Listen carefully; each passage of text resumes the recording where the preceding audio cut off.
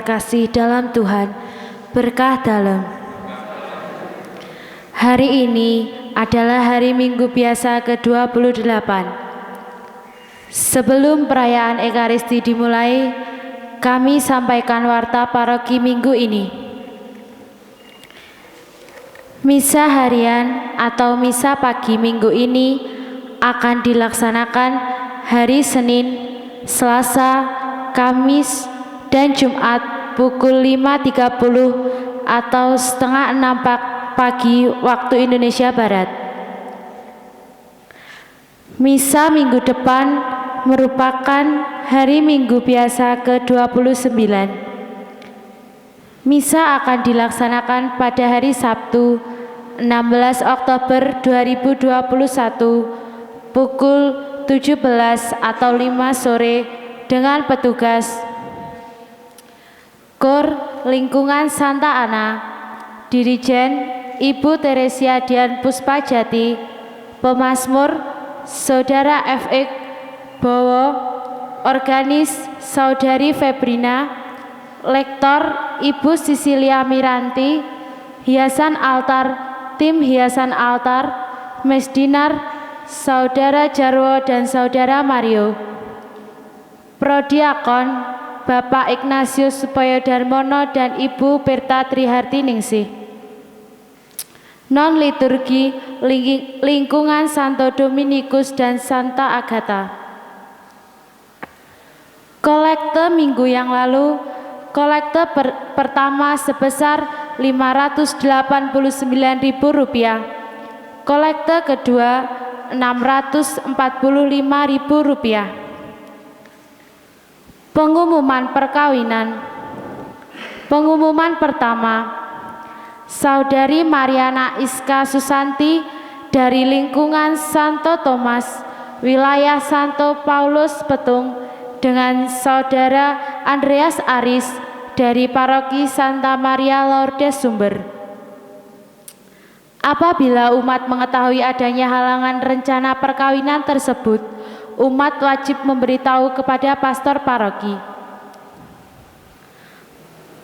Pengumuman untuk umat Katolik lingkungan Merapi Utara dan Selatan mulai nanti pukul 7 malam akan diadakan doa rosario di tempat Ibu Sumini. Marilah kita awali perayaan Ekaristi hari ini dengan menyanyikan lagu pembuka dari Puji Syukur nomor 325.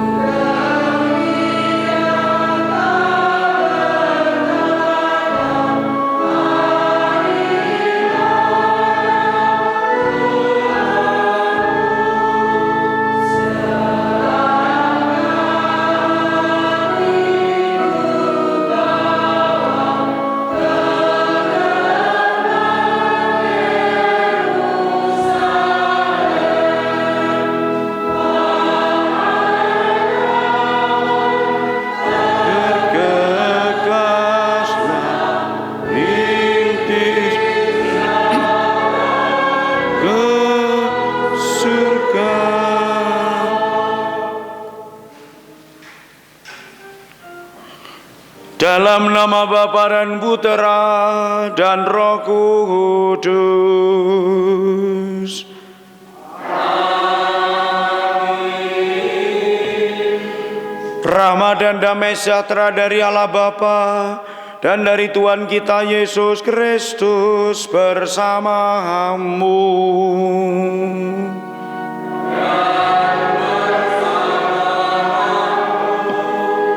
Bapak Ibu saudara-saudariku terkasih dalam Tuhan, kita selalu dengar kata-kata bijaksana, kebijaksanaan, atau orang semakin diharapkan juga berpikir dewasa.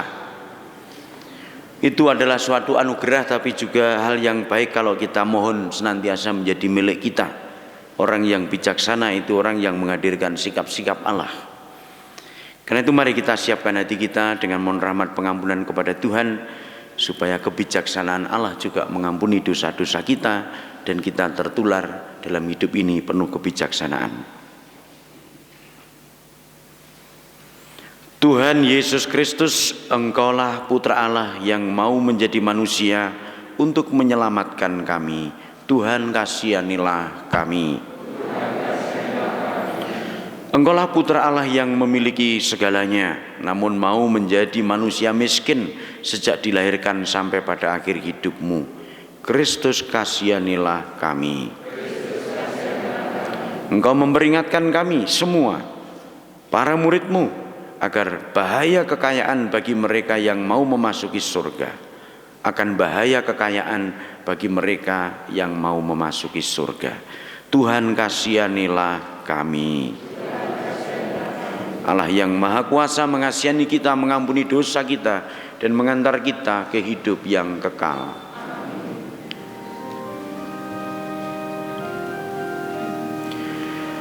Kemuliaan kepada Allah di sorga,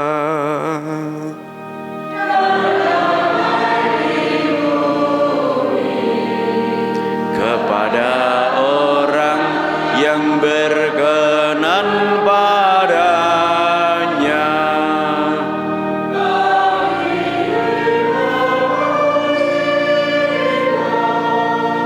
Kami meluhurkan Dikau,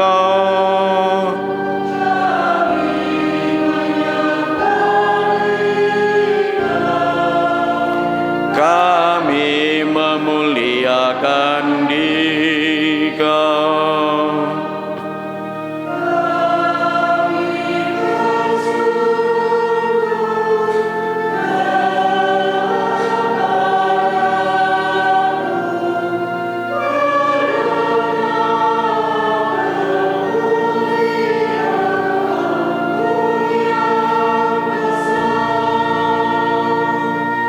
Ya Tuhan Allah, Raja Surgawi, Allah Bapa yang Maha Kuasa.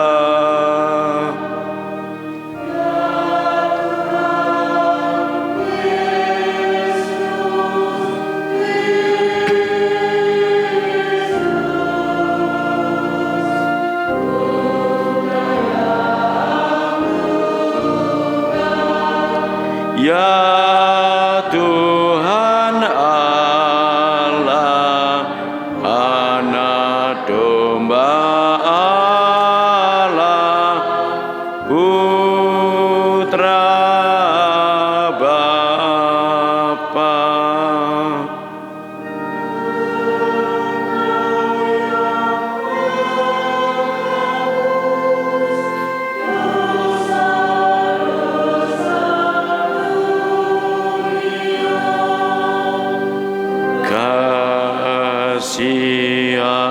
Kasihanilah kami.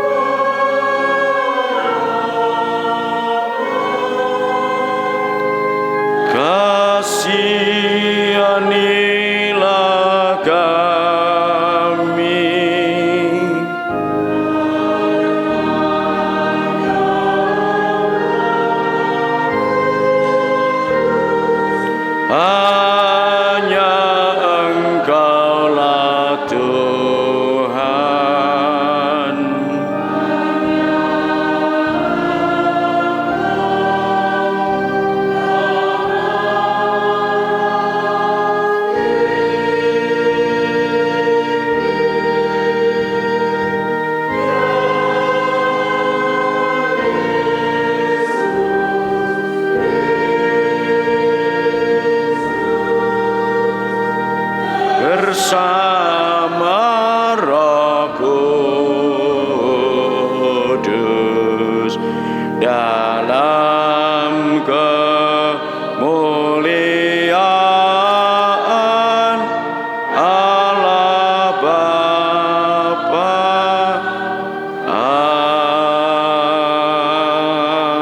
Amin. Intensi atau Jope Ekaristi hari ini mengenang Bapak Ferdinandus Sudirman yang 6 tahun lalu dipanggil Tuhan. Semoga jiwanya beristirahat dalam kerahimannya. Dimohon oleh keluarga Ibu Yohana Mulyati dari lingkungan Santo Stefanus Ngablak. Yang kedua, mendoakan arwah kakek Lim Cui Mue yang dipanggil Tuhan, kiranya dianugerahi roh dan kedamaian jiwa bagi kakek terkasih. Dimohon oleh Ibu Menik dari Muntilan. Mari kita satukan pulau ujub kita masing-masing. Marilah berdoa.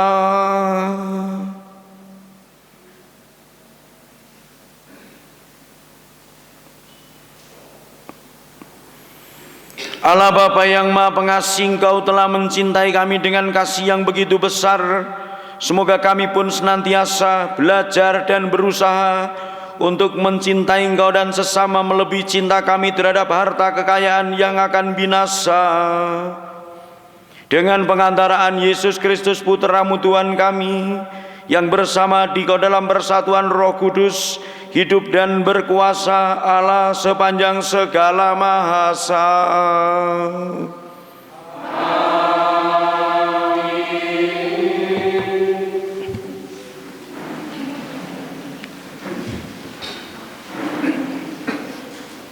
Bacaan dari Kitab Kebijaksanaan.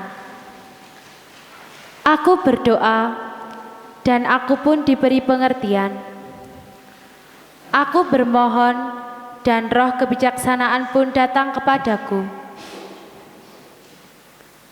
Dialah yang lebih kuutamakan daripada tongkat kerajaan dan tahta. Dibandingkan dengannya, kekayaan kuanggap bukan apa-apa.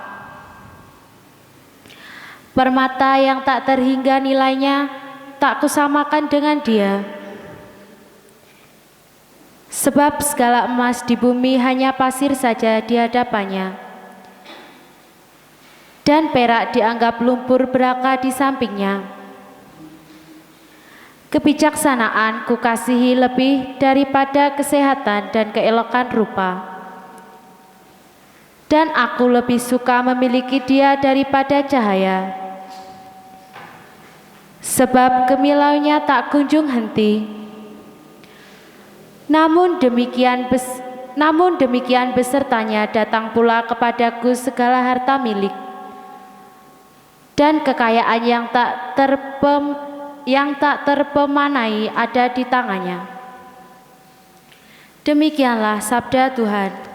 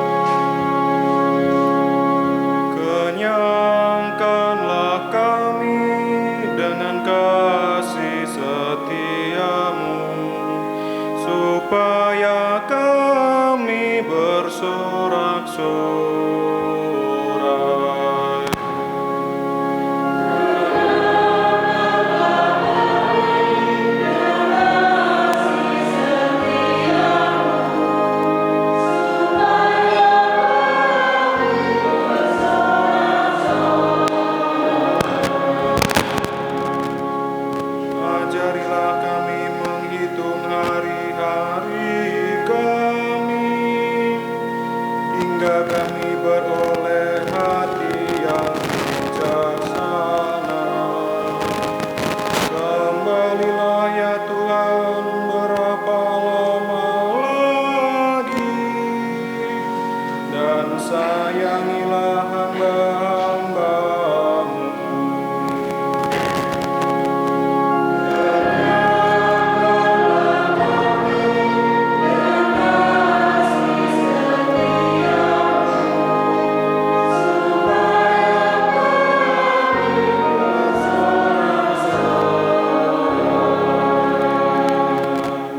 Kenyangkanlah kami di waktu pagi dengan kasih setia-Mu, supaya kami bersorak-sorai dan bersuka cita sepanjang hayat.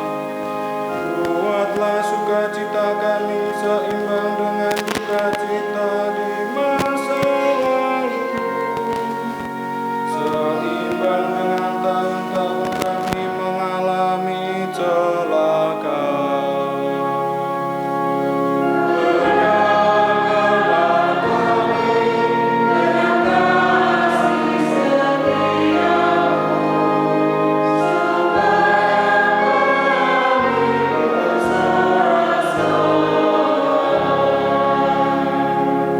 Biarlah hamba-hamba-Mu menyaksikan perbuatan-Mu. Biarlah anak cucu mereka menyaksikan semarak-Mu. Kiranya kemurahan Tuhan melimpah atas kami, ya perbuatan tangan kami teguhkanlah.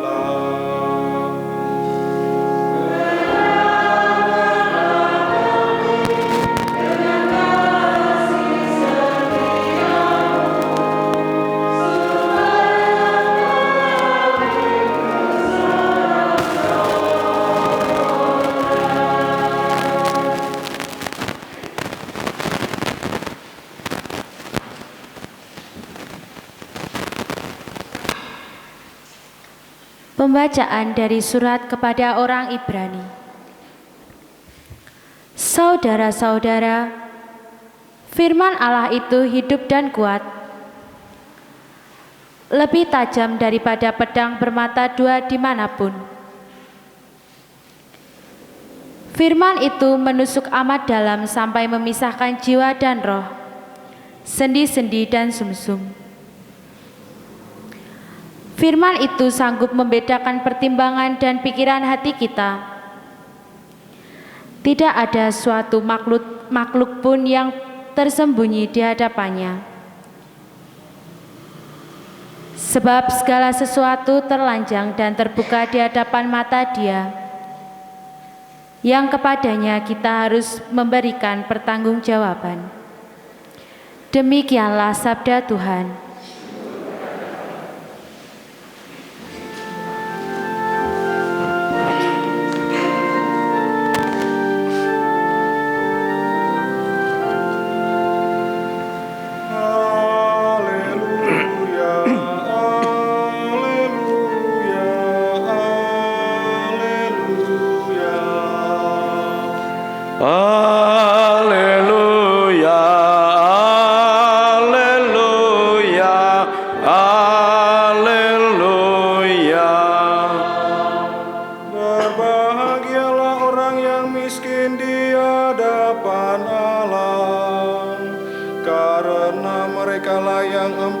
Kerajaan surga. Haleluya, haleluya, haleluya. Tuhan bersamamu.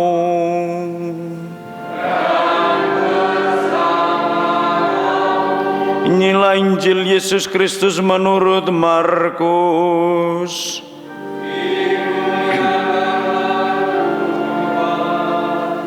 Pada suatu hari Yesus berangkat meneruskan perjalanannya.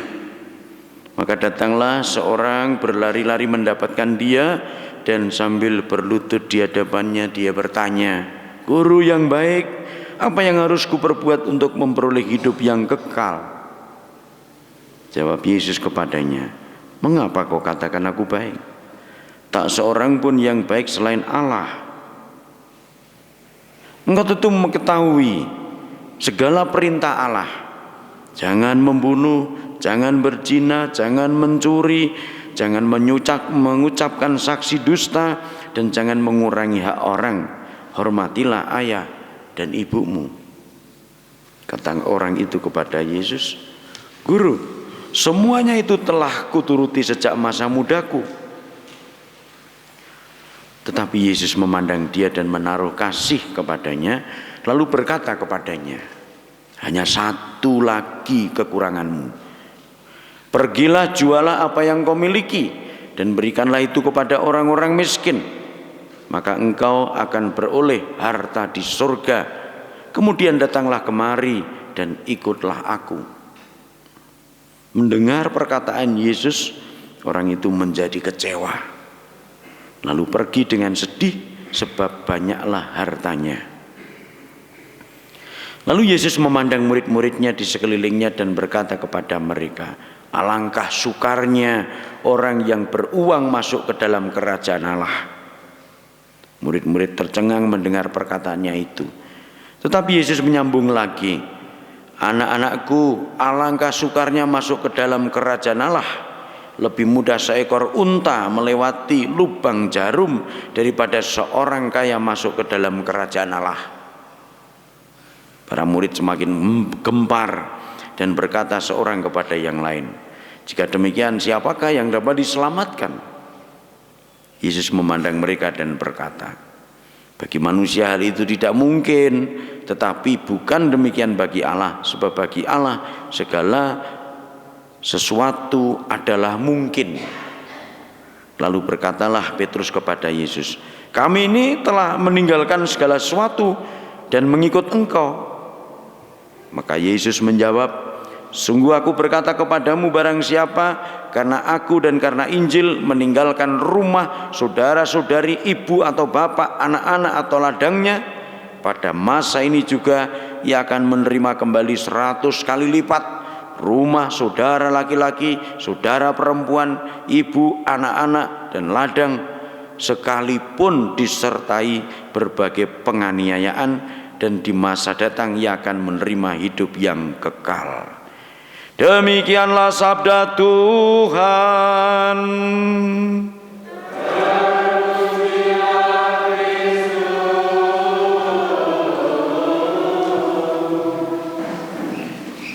Bapak Ibu saudara-saudara terkasih dalam Tuhan, kalau kepada Anda ditanya pilih jadi orang kaya atau orang miskin? Orang kaya. Nek ana sing jawab miskin ya pekok. Ya, setiap orang pengennya kaya. Saya kalau ditanya, kalau Romo sendiri pilih apa? Kaya. Podo wae. Ya. Kalau paroki milih apa? Kaya atau miskin? Kaya. Paroki randuwe ya meng subsidi terus ya. Tapi kalau paroki itu punya, umatnya juga sejahtera. Saya tuh pernah tanya kepada anak kecil, Dek, sok kue nek besar mau jadi apa? Jawabannya apa? Saya mau pingin jadi orang kaya.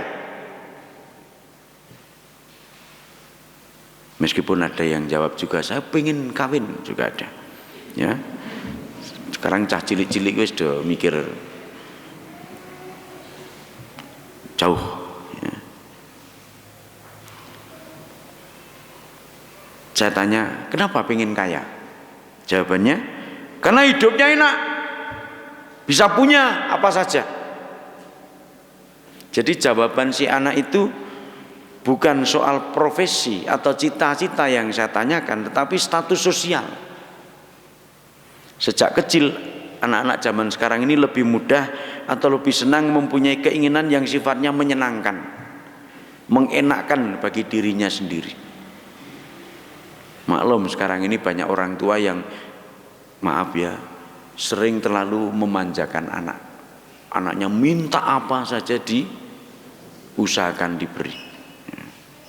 Kalau dulu kan enggak, zaman dulu itu yang diutamakan bapaknya, karena bapaknya yang mencari duit, meskipun faktanya ya tidak selalu ya. Maka kalau motong ayam masak itu bapake brutune, anake cakar. Nek takoni alasane ben iso cakar. Jadi bagus alasannya, ning jane wong tuane sing urik. Gitu. Itu nggih kula ming nyindir mawon nggih. Orang tua zaman dulu seperti itu. Ya. Nah, akibatnya apa? Kalau orang konsep pikirannya menyenangkan untuk dirinya sendiri, akibatnya tidak mudah memahami kalau untuk mencapai keinginannya itu butuh perjuangan, perlu usaha.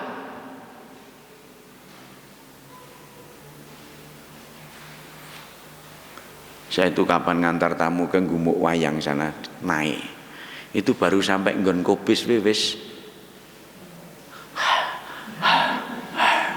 aduh tinggi sekali. Padahal waktu kecil sudah diajari naik ke puncak gunung tinggi sekali. Kudune kan ya wis biasa. Guru TK kan sering ngajari gitu ya, Bu Kamiti ya. Aku sing ora percaya guru TK itu satu sekarang. Ternyata kancil itu tidak suka timun. Padahal ceritanya kancil nyolong timun. Saya pernah pelihara kancil 2, tak kasih timun kira dipangan belas. Tapi makannya apa? Bengkoang, wortel. Maka lagu atau cerita mengenai kancil nyolong timun itu ora pas. Itu satu pengalaman yang menarik. Nah, kalau orang sudah tidak mau berusaha, enggan berjuang, moh rekoso ya wis. Kebetulan pola atau sistem pendidikan zaman sekarang ini juga terasa seperti itu. Ora kok kan rekoso. Meskipun belajarnya dari pagi sampai kadang ada yang les sampai malam. Ya sekarang ini yang namanya sekolah bener ya. Dengan ada pandemi ini kan banyak anak yang merasa tidak dikejar-kejar harus masuk sekolah. Sekolah kan artinya waktu luang. Sistem pendidikan kita ini tanpa disadari juga ikut berpengaruh. Kalau ujian cara pengerjaannya apa? Memilih multiple choice, menjodohkan, pilihan ganda, semacam itu. Soal-soal isian, urean itu lebih sedikit, apalagi mengarang. Mengarangnya mesti bagian akhir.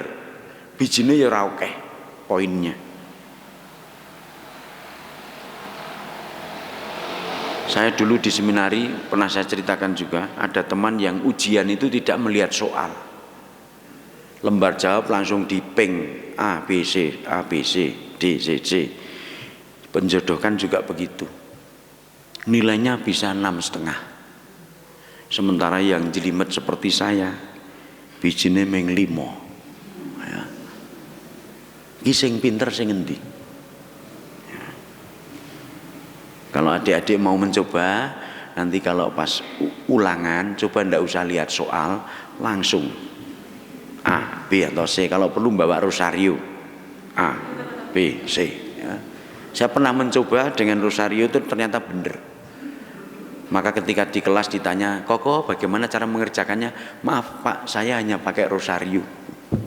Jujur ya. Nilainya jadi bagus. Coba Nin buktikan wae kata nanti. Rasa ndelok soal lepok ke laci langsung ping.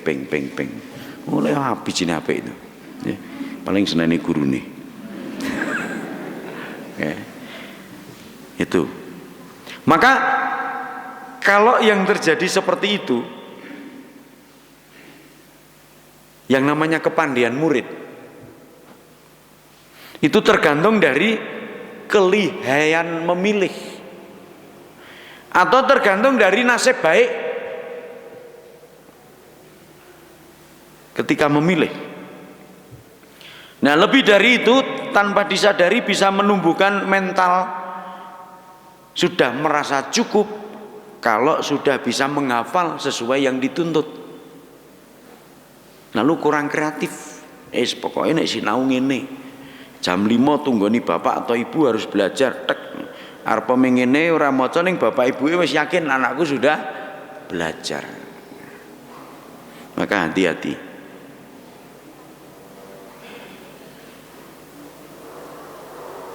Saya itu juga melihat sekarang ini banyak PR gitu. Kalau dikerjakan di rumah itu tanda tanya iki sing garap anaknya atau wong tuane.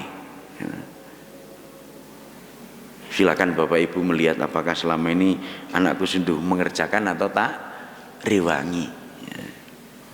Maka ini lulusan COVID ini juga perlu dipertanyakan.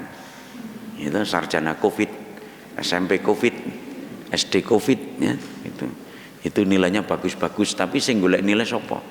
Ya.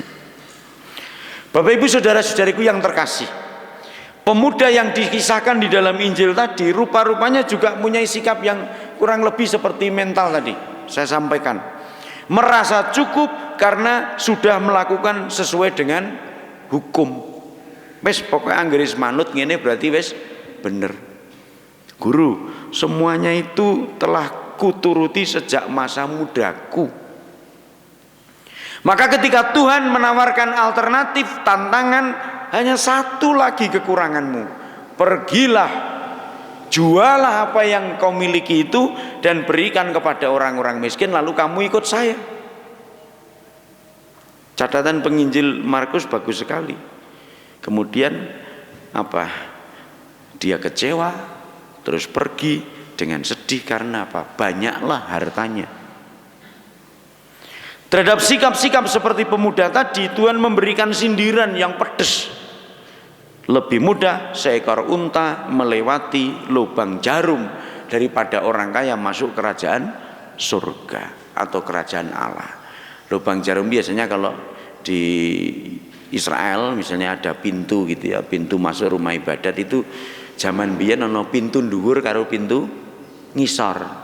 Jadi kalau pas ibadat tuh sing dibuka ngisor supaya orang bisa masuk tetapi binatang tidak bisa masuk. Bapak Ibu nanti preso unta deh. Unta gini nekuk sikile pripun? Tidak seperti sapi atau apa gini, tapi gini. Makanya kalau naik unta itu sing paling keju itu selangkangan. Langkangnya nganti jeduk. Nyutuk nggon wetang itu. Karena dikasih apa benjolan gitu. Jadi unta itu kalau mau berdiri mesti maju dulu baru dengek ngeten. Maka tidak mungkin masuk ke pintu lubang jarum itu. Jadi bukan dom, ya. Mungkin selama ini Anda presone apa? Dom. Mergo ning terjemahan Jawa ya luwih becik, luwih gampang unta mlebu bolongan dom. Jadi terjemahan biyen sing wis penake gampange ngono wae lah ya. Memang sama, tidak masuk akal. Tapi lubang jarum itu yang dimaksudnya pintu kecil dalam pintu rumah ibadat. Dan itu khusus hanya untuk orang, binatang kangelan masuk. Ini nek celurut sih iso. Celurut sih iso. Tapi maksudnya sindiran unta tadi. Nah, orang bahkan para murid bertanya apa bisa? Untuk Allah tidak ada sesuatu yang mustahil. Sikap yang dikehendaki Tuhan tentu bukan soal lubang-lubang itu. Tuhan memberikan nasihat kepada pemuda itu bahwa harta benda, kekayaan itu semua bukanlah tujuan dari hidup kita. Bukan tujuan dari kesucian hidup, tetapi sarana. Maka saya tadi ikut juga mendukung kalau disuruh milih kaya atau miskin, milih kaya. Karena saya melihatnya sebagai sarana.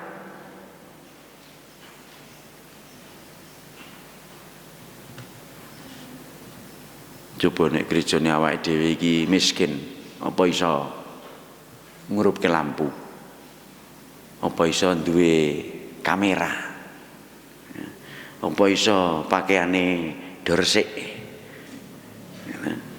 Karena kita punya untuk sarana. Sehingga sekarang orang-orang yang kira-kira tidak bisa ikut TKRSD bisa di rumah ya ora ketung karo ya macam-macam. Jadi itu sarana. Sebagai sarana maka bisa disalahgunakan sampai ada ungkapan harta dan uang itu kuasa. Wong nek ndek duit karo ndek bondo kuwi iso kuwasa. Maka jangan heran bahwa dengan harta dan uang orang bisa mengatur orang lain, bisa mencelakai orang lain, menguasai orang lain, mencari pekerjaan, bahkan memilih jodoh. Maka orang Jawa mengatakan bibit, bebet, bobot. Yang paling gampang saiki bobot, anggere lemu ya kuwi gitu. Bobot. Ya. Bapak Ibu saudara terkasih dalam Tuhan, tetapi harta dan kekayaan itu juga bisa menjadi positif fungsinya. Perbuatan baik seperti yang dikehendaki Tuhan terhadap orang muda tadi, kita bisa memilih dipakai untuk berbuat baik atau tidak. Di Getasan itu setiap hari Minggu ada pengumuman sumbangan dari saudara NN sekian. Lalu saya mengusulkan kepada ketua wilayah, Pak, kalau perlu didirikan lingkungan NN. Karena yang sering nyumbang NN, maka kalau bisa ada lingkungan NN.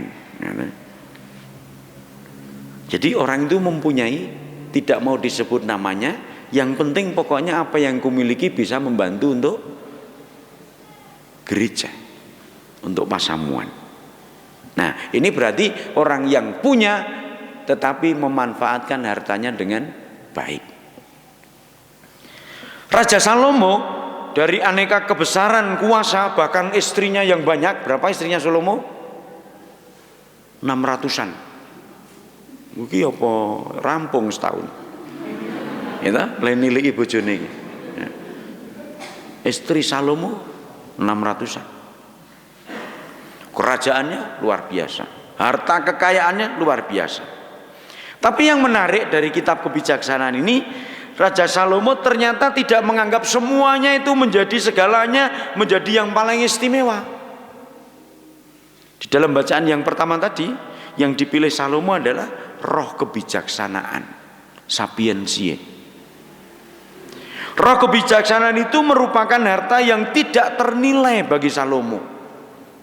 Sementara surat kepada umat di Ibrani, bacaan kedua itu menyebutnya sebagai firman Allah itu hidup dan kuat. Itu sama dengan kebijaksanaan yang seharusnya menguasai hidupku sebagai murid-murid Tuhan. Maka singkatnya sabda-sabda Tuhan hari ini mengajak kita semua untuk membangun, menghayati hidup kita ini hidup yang bermutu, bermakna, menunjukkan arti dan hidup. Nek meng urip-uripane angger wong iso. Sama aja orang mengaku Katolik, yo Katolik sembayang hafal. Nek ditanya hafale meng apa? Bapak kami salam Maria. Kuwi bayi bar nangis kae iso. Ya. Begitu ditanya aku percaya, wah jarang. Doa rosario, wah terlalu banyak peristiwa. Kokean alasan ning jane mergo ora apa. Doa tobat buka puji syukur. Saya tuh pernah kok ada orang mengaku dosa membuka puji syukur. Doa apa itu kamu? Doa tobat Romo. Singgir ke? Metu wae kono. Doa tobat aja tidak hafal. Ini kalau jujur satu gereja ini doa malaikat Tuhan sapa sing ngapal? Sing rapal ngacung. Ora cetha. Itu. Padahal itu mestinya didoakan kita setiap hari berapa kali? 4 atau 3? Ya udah sembahyang. Tenan. Apal. Sapa kae baye sing ya. Itu doa kita 3 hari sekali ya. Tapi nanti kalau sudah masuk ratu surga oke sing rapal mesti. Kapan ratu surga didoakan? Setelah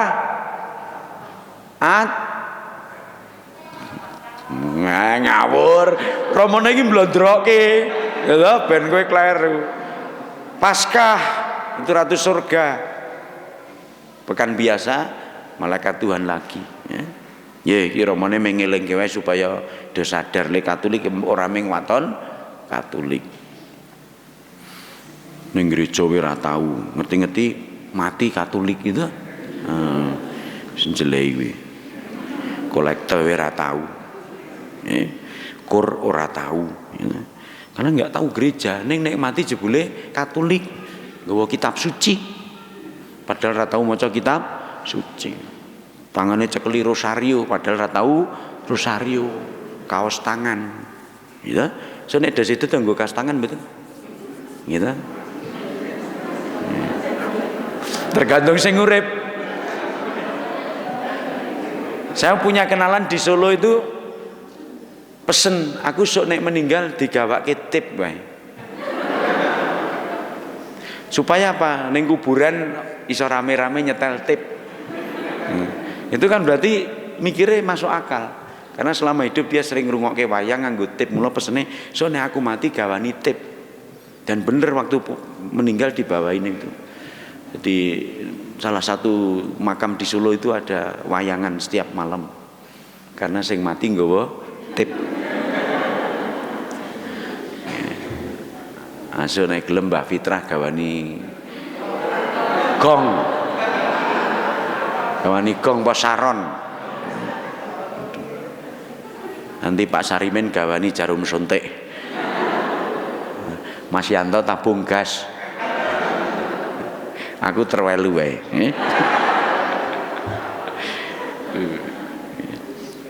Nanti Buning gawani urgent sing rusak. Ya itu selingan aja ya. Jadi kita diharapkan hidupnya itu kalau bisa bermakna. Dan balasannya yang dikatakan Tuhan tadi, kalau penghayatan hidup kita lebih pada arti dan makna hidup, itu balasannya 100 kali lipat.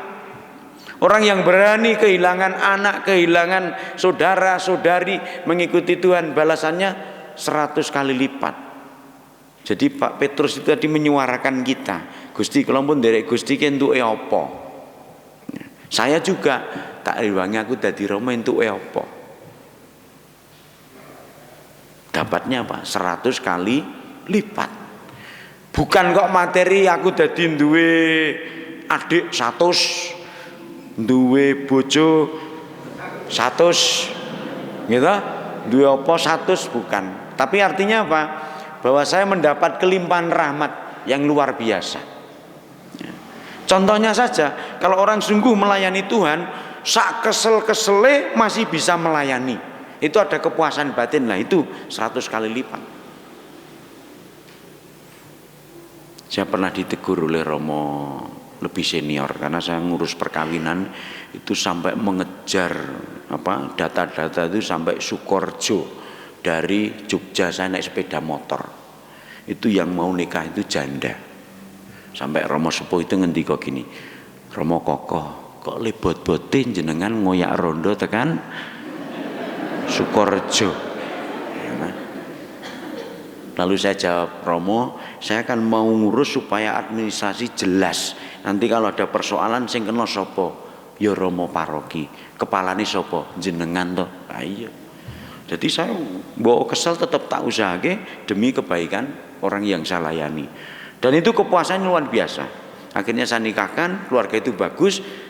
Sekarang udah mati semua. Hampir bersamaan matinya, ya. Berarti kan apik, ya. Bapak Ibu saudara-saudara terkasih dalam Tuhan, hidup kita ini tidaklah sama dengan hafalan. Ujian hidup pun juga bukan hafalan. Justru yang benar adalah menghayati tujuan hidupku sendiri, yaitu dengan roh kebijaksanaan. Roh yang memungkinkan kita ini memiliki hidup kekal. Maka mutu dari hidup kita itu amat tergantung dari bagaimana kita secara bijaksana dengan roh kebijaksanaan itu memanfaatkan harta, uang, bahkan kuasa. Nah, sebagai akhir permenungan saya mau mengajak Anda untuk merenungkan ungkapan-ungkapan ini. Orang kaya itu bisa meraih mutu hidup kalau memiliki belas kasih terhadap orang lain, terutama orang miskin dan tidak berdaya. Yang kedua, orang kaya itu tidak gampang masuk kerajaan Allah. Yang ketiga, Orang miskin itu bisa membantu orang kaya asal dengan tulus dan syukur menerima pemberian atau bantuan orang kaya. Maka yang miskin bisa membantu si kaya. Tetap merasa arep aku miskin tetap ono gunane. Yang keempat, orang miskin itu jangan hidup seenaknya sendiri. Dumene miskin jur sak karepe dhewe. Aku gampang masuk surga kok. Aku kan orang miskin, mula nyolong biasa, utang ngemplang biasa. Kan aku orang miskin, masuk surga lebih gampang. Mbahmu, ya. Kenapa? Soal kerajaan Allah itu bukan perkara kaya atau miskin, bukan soal kaya atau miskin, tetapi soal kesanggupan, kesetiaan kita di dalam mengikuti Tuhan. Tidak ada bedanya orang kaya yang murtad dan orang miskin yang murtad, podo kabeh. Yang kelima, bagi orang miskin itu memang lebih mudah di dalam mengikuti Tuhan Yesus daripada orang kaya. Karena apa? Tidak perlu menjual harta kekayaannya, orang sing didol. Sementara orang kaya repot, perlu menjual harta bendanya lebih dulu. Dan yang terakhir, orang miskin tetap memiliki harapan. Demikian juga orang kaya, semua haknya sama. Maka Bapak Ibu silahkan kalau bisa malah kaya dan bisa masuk surga. Seperti pepatah anak muda itu, muda foya-foya, tua kaya raya, mati masuk surga. Kuwi utekmu. Ngene ya. Tapi kalau kebijaksanaan roh yang berkarya mesti muda setia kepada Tuhan, tua semakin kuat hidup rohaninya, mati menyerahkan diri dalam kerajaan Allah. Kudune ngono, ya. Kesimpulannya, kaya atau miskin itu peluangnya sama untuk masuk kerajaan Allah. Maka silahkan Bapak Ibu, saya senang kalau umat paroki Ngablak itu umatnya kaya. Tidak harus kaya raya, tidak harus punya macam-macam, tapi paling tidak kaya dalam pengharapan dan perbuatan baik. Kemuliaan kepada Bapa dan Putra dan Roh Kudus. Mari kita teguhkan iman kita dengan syahadat. Aku percaya akan Allah, pencipta langit dan bumi, dan akan Yesus Kristus, putranya yang tunggal Tuhan kita, yang dikandung dari Roh Kudus, dilahirkan oleh perawan Maria, yang menderita sengsara dalam pemerintahan Pontius Pilatus, disalibkan, wafat dan dimakamkan, yang turun ke tempat penantian, pada hari ketiga bangkit dari antara orang mati, yang naik ke surga, duduk sebelah kanan Allah Bapa yang Maha Kuasa, dari situ akan datang mengadili orang hidup dan mati. Aku percayakan Roh Kudus, Gereja Katolik yang kudus, persekutuan para kudus, pengampunan dosa, kebangkitan badan, kehidupan kekal. Amin. Mengikuti Kristus adalah panggilan hidup sejati sebagai putra-putri Bapa yang Maha Pengasih. Marilah berdoa kepada Bapa agar kita selalu diteguhkan dalam perjalanan kita mengikuti Kristus, jalan kebenaran dan kehidupan. Bagi gereja umat Allah, Allah Bapa Maha Kasih, berkatilah gerejamu agar semakin teguh dalam mengikuti Kristus, satu-satunya jalan menuju kerajaanmu. Bimbinglah umatmu untuk selalu teguh dalam iman, pengharapan, dan kasih sesuai dengan kehendak-Mu. Kami mohon, kabulkanlah doa kami ya Tuhan. Bagi bangsa dan negara kita, Allah Bapa Maha Baik, penuhilah hati kami dengan syukur atas para pendahulu kami, atas kasanah kebudayaan yang telah mereka wariskan kepada kami, dan atas iman yang telah kami terima melalui mereka. Semoga kami pun terdorong untuk menyumbangkan usaha kami dan diri kami sendiri demi hari depan yang cerah bagi angkatan yang akan datang. Kami mohon, kabulkanlah doa kami ya Tuhan. Bagi mereka yang miskin dan menderita, Allah Bapa Maha Setia, berkatilah orang-orang yang miskin dan menderita. Tuntunlah mereka untuk selalu berpengalaman akan kasih-Mu, berpengharapan akan kasih-Mu yang tidak akan pernah meninggalkan kami, Semoga rasa syukur kami atas segala sesuatu yang sudah kami terima mendorong kami untuk memberi cinta kasih, kemerdekaan, dan perdamaian kepada mereka yang miskin dan menderita. Kami mohon, Kabulkanlah doa kami ya Tuhan. bagi umat paroki kita, Allah Bapa Maha Baik, berkatilah kami semua yang bersatu di dalam nama-Mu. Semoga kami semakin memahami arti kemurahan hati dan mewartakan dalam kehidupan kami sehari-hari di tengah masyarakat kami. Kami mohon, Kabulkanlah doa kami ya Tuhan. Ya Bapa, kami juga berdoa mohon rahmat, kedamaian, istirahat jiwa di dalam kerahiman-Mu Bapak Ferdinandus Sudirman yang 6 tahun lalu Kau panggil. Kami juga berdoa untuk Ibu Justina Sukini yang Kau panggil, saudara-saudari kami yang telah Kau panggil, anugerailah istirahat kekal. Kami mohon, kabulkanlah doa kami ya Tuhan. Allah Bapa kami, Engkau telah mencurahkan begitu banyak rahmat kepada kami dengan cuma-cuma. Ajarilah kami untuk memberi dengan cuma-cuma pula, seturut kehendak-Mu dan Putra-Mu Yesus Kristus, Tuhan dan pengantara kami. amin. Kita satukan doa-doa kita dengan persembahan Tuhan.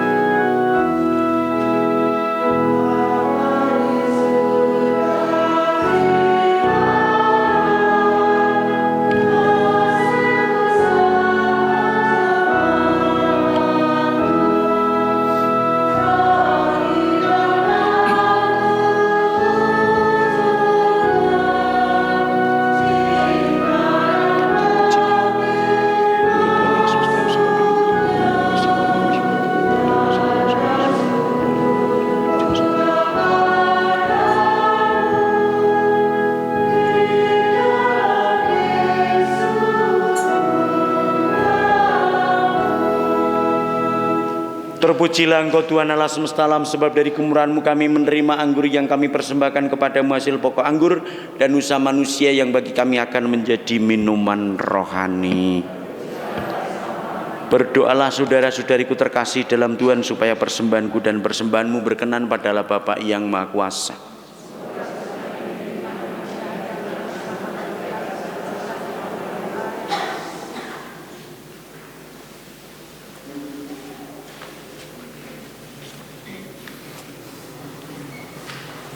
Ya Allah, semoga persembahan yang kami unjukkan kepadamu ini membuat kami semakin kaya akan harta surgawi, yaitu Yesus Kristus Putramu yang telah mengorbankan diri di salib demi keselamatan kami, sebab Dialah Tuhan dan pengantara kami. Tuhan bersamamu.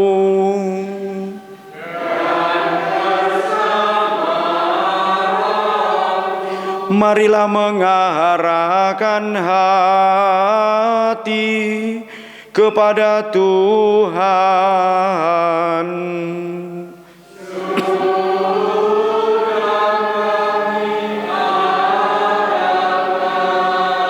Marilah bersyukur kepada Tuhan Allah kita.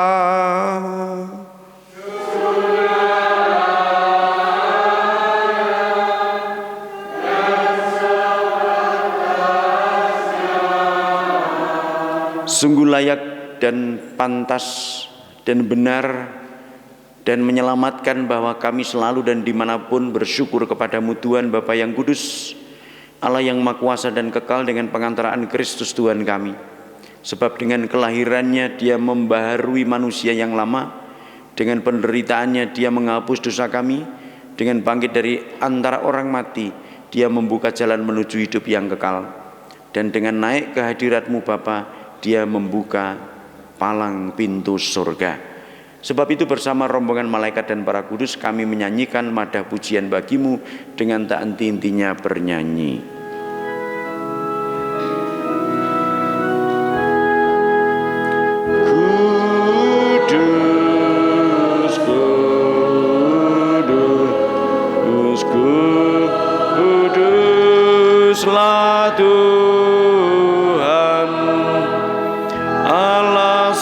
segala kuasa surga dan bumi, kemuliaan-Mu. Terpujilah Engkau di surga, diberkatilah yang datang dalam nama Tuhan. Terpujilah Engkau di surga. Sungguh kuduslah Engkau Tuhan, sumber segala kekudusan, maka kami mohon kuduskanlah persembahan ini dengan pencurahan Roh-Mu agar bagi kami menjadi tubuh dan darah Tuhan kami Yesus Kristus. Ketika Dia diserahkan untuk menanggung sengsara, dengan rela Dia mengambil roti dan sambil mengucap syukur Dia memecah-mecahkan, lalu memberikannya kepada murid-muridnya seraya berkata, "Terimalah dan makanlah kamu semua.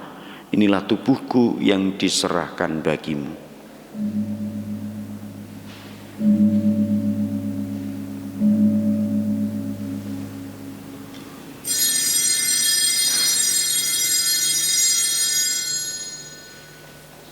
Demikian pula sesudah perjamuan Dia mengambil piala, sekali lagi Dia mengucap syukur kepadamu, memberikannya kepada murid-muridnya seraya berkata, "Terimalah dan minumlah kamu semua.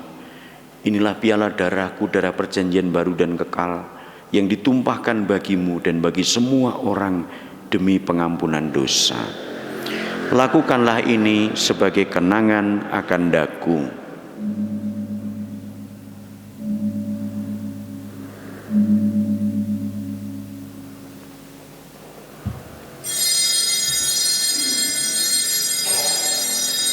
Setiap kali kita makan roti ini dan minum dari piala ini, kita menyatakan iman kita.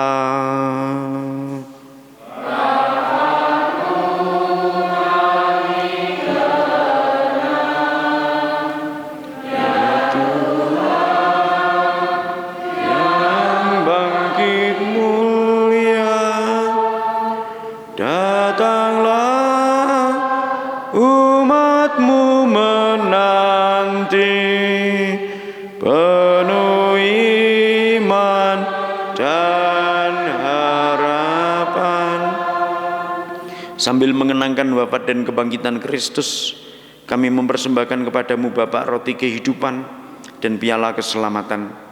Kami bersyukur sebab kami Engkau anggap layak menghadap Engkau dan berbakti kepadamu. Dan kami mohon semoga kami yang menerima tubuh dan darah Kristus dihimpun menjadi satu umat oleh Roh Kudus. Ingatlah Tuhan akan gereja-Mu yang tersebar di seluruh bumi, terutama umat-Mu di Kuasi Paroki Santo Petrus Paulus ini, agar Engkau menyempurnakannya dalam cinta kasih, dalam persatuan dengan Paus kami Fransiskus dan Uskup kami Robertus serta semua rohaniwan. Ingatlah juga akan saudara-saudari kami yang telah meninggal dengan harapan akan bangkit, terutama yang kami doakan dalam Ekaristi ini, Bapak Ferdinandus Sudirman, juga Ibu Justina Sukini, dan akan semua orang yang telah berpulang dalam kerahiman-Mu, dan terimalah mereka dalam cahaya wajah-Mu.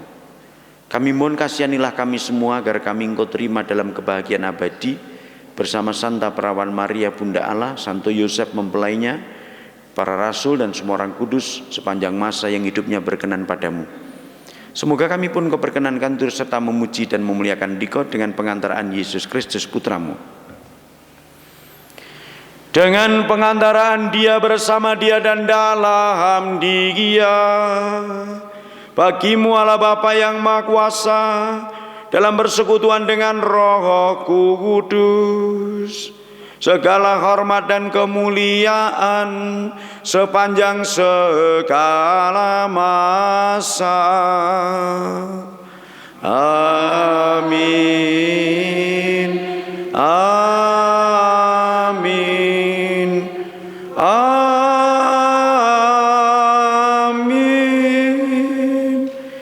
Mari kita bersatu dalam doa yang diajarkan Tuhan.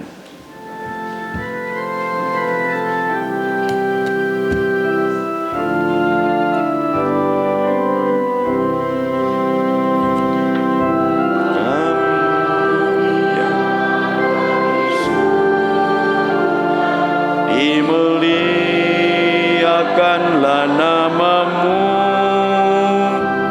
datanglah kerajaanmu, dan jadilah kehendakmu di bumi seperti di sorga. Berilah kami rezeki hari ini, dan ampunilah kesalahan kami, seperti kami pun mengampuni yang bersalah kepada kami. Dan janganlah masukkan kami ke dalam pencobaan, tapi bebaskanlah kami dari segala yang jahat. Tuhan, kami mohon bebaskanlah kami dari segala yang jahat, sudilah memberi damai sepanjang hidup kami, supaya kami yang telah dikuatkan oleh kelimpahan belas kasih-Mu selalu bebas dari dosa dan dijauhkan dari segala gangguan, sambil menantikan harapan yang membahagiakan dan kedatangan penyelamat kami, Yesus Kristus.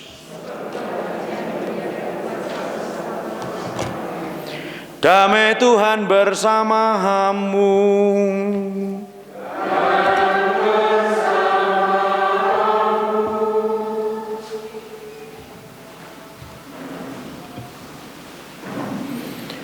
Anak domba Allah yang menghapus dosa dunia, kasihanilah kami. Anak domba Allah yang menghapus dosa dunia, kasihanilah kami. Anak domba Allah yang menghapus dosa dunia, berilah kami damai. Saudara-saudariku yang terkasih dalam Tuhan, inilah anak domba Allah yang menghapus dosa dunia, berbahagialah dan diundang ke dalam perjamuannya. Ya Tuhan, saya tidak pantas Tuhan datang kepada saya, tetapi bersabdalah saja maka saya akan sembuh. Semoga tubuh dan darah Tuhan yang akan kusambut senantiasa melindungi aku sampai ke hidup yang kekal.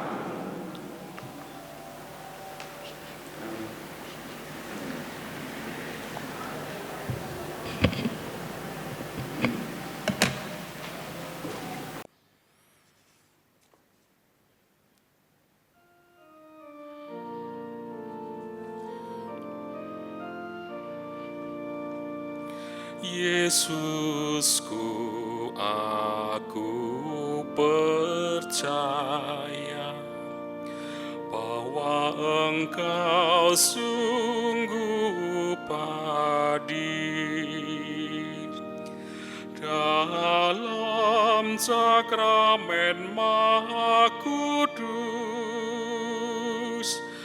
Aku mencintaimu lebih dari segalanya, dan aku merindukan kehadiran-Mu dalam jiwaku.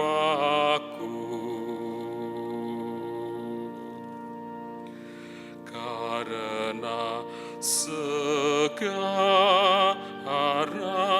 aku tak dapat menyambut-Mu dalam sakramen Ekaristi.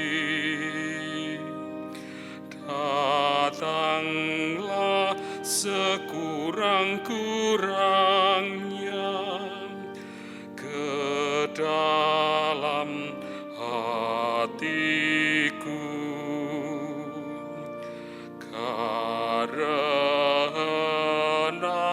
Engkau hadir di sini. Aku memelukmu dan mempersatukan hidupku sepenuhnya kepadamu, dan jangan biarkan aku terpisah daripadamu. Amin. Amin.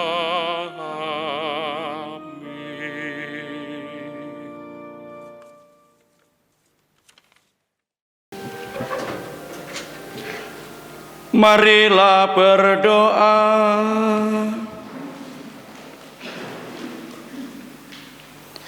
Ya Allah, kami bersyukur atas kekayaan rohani yang telah kami terima dalam tubuh Kristus Putra-Mu ini. Jadikanlah kami putra-putrimu yang saling memperkaya satu sama lain dalam iman, harapan, dan cinta kasih, sehingga kami pun layak menerima anugerah keselamatan abadi yang Kau janjikan dengan pengantaraan Kristus Tuhan kami.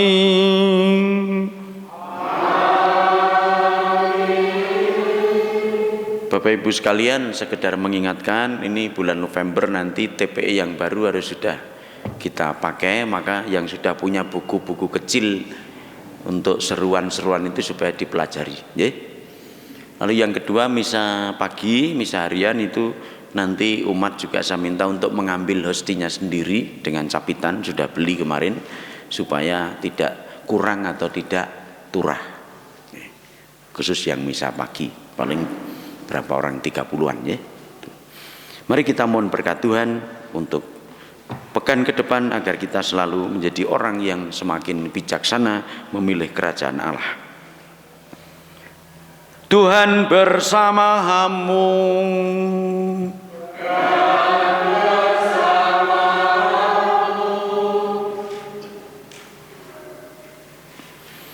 Bapak, Ibu, saudara-saudariku sekalian, keluarga Anda, doa-doa Anda dan perjalanan pulang Anda selalu dalam berkat Allah yang Maha Kuasa, Bapa dan Putera dan Roh Kudus. Amin. Perayaan Ekaristi sudah selesai.